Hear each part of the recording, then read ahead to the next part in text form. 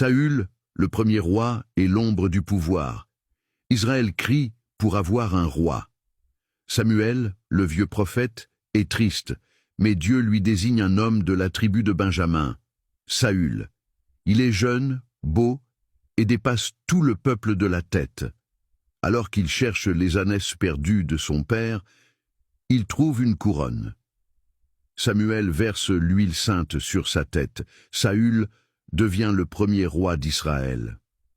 Au début, Saül est un guerrier humble et vaillant. Il rassemble les tribus éparpillées et remporte des victoires éclatantes contre les Philistins et les Ammonites. Mais le trône change l'homme. La pression du pouvoir et la peur du peuple commencent à étouffer son obéissance à Dieu. Lors d'une bataille décisive, impatient, il décide d'offrir lui-même le sacrifice au lieu d'attendre le prophète Samuel.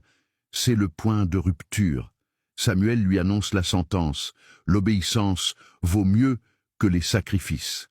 Parce que Saül a rejeté la parole de Dieu, Dieu rejette sa royauté. L'esprit divin se retire de lui, laissant place à un esprit de tourment et de paranoïa.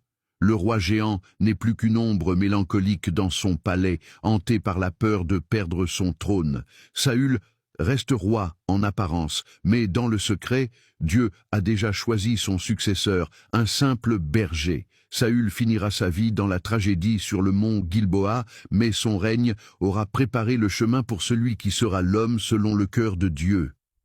Le temps de Saül s'achève. L'ère de David commence. Commencer avec Dieu est une chose. Finir avec lui en est une autre. Votre cœur est-il resté humble malgré vos succès?